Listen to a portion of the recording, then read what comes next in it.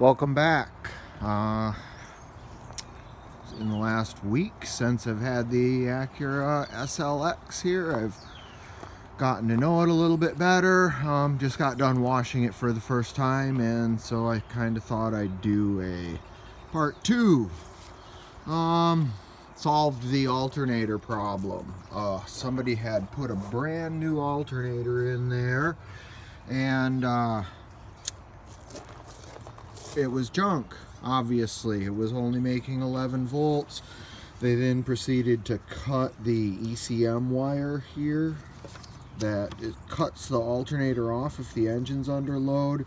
Says something in the factory service manual about disconnecting that in the testing procedure. Obviously somebody did that, couldn't solve the problem. It ended up sitting and ended up in my hands for cheap.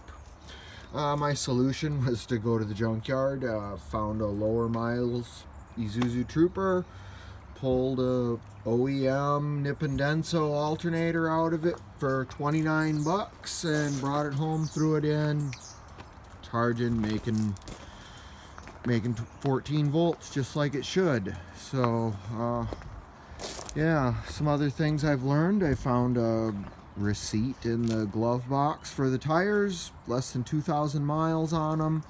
They are a Vietnamese brand, Saloon. They had decent tread on them. They're a highway tire. Cleaned them up a little bit. Great for me. One of the biggest problems of bringing these old cars back on the road sometimes is the expense of throwing tires at them or finding a good used set. So score. I did some extra SLXy duct taping of the seat there. Still haven't found a seat. I did today find a new clock for it. There was a factory radio and I dispaced that I needed the knob there for my stereo, so I'm gonna have to go back and snag that. But I've vacuumed it out, wiped the seats down good, cleaned it up a bit.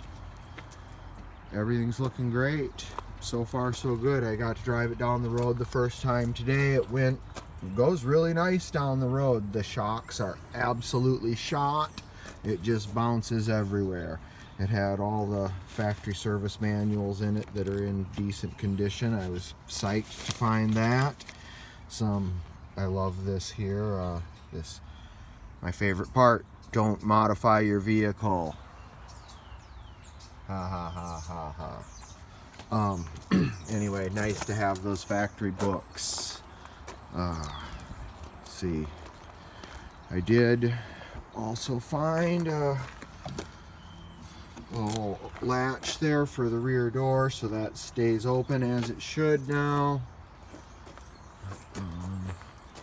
I did just notice this today, that this little piece of trim is hanging down and cracked there. I have to go back to the junkyard and grab that. Yeah, everything's looking good. I was having a problem with my windows going up and down. You could hear the motors revving away in there, but this passenger window would go really crooked. The driver's window would literally completely fall down inside of the door.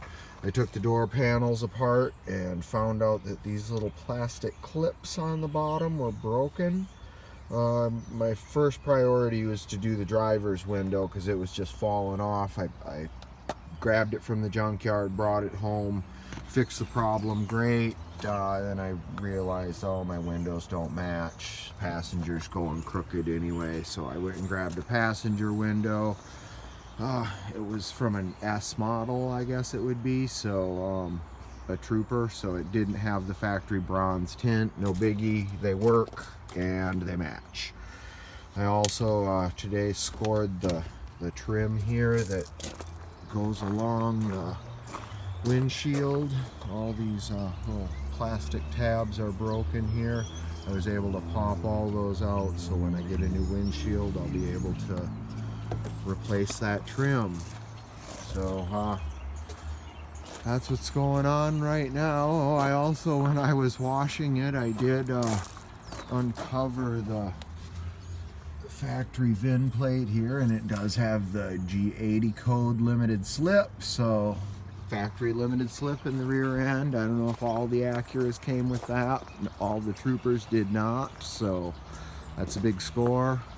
The list is growing every day, all the little odds and ends that I'd like to fix. Got some brake pads today for $1.50 for a set at the junkyard, so I'll be able to throw some literally brand new brake pads on it when I get it up in the air. It's got ripped CV boots, a headlight that needs to be replaced, the sunroof won't open. There's a ton of little things. I did change the oil on it. My local grocery outlet had Pennzoil 530 for like 16 bucks for a 5-gallon, so changed the oil and threw a Fram filter on it. I'd like to flush the coolant and service the tranny still, service the diffs, so I'll keep everything updated whenever I can. Thanks for watching.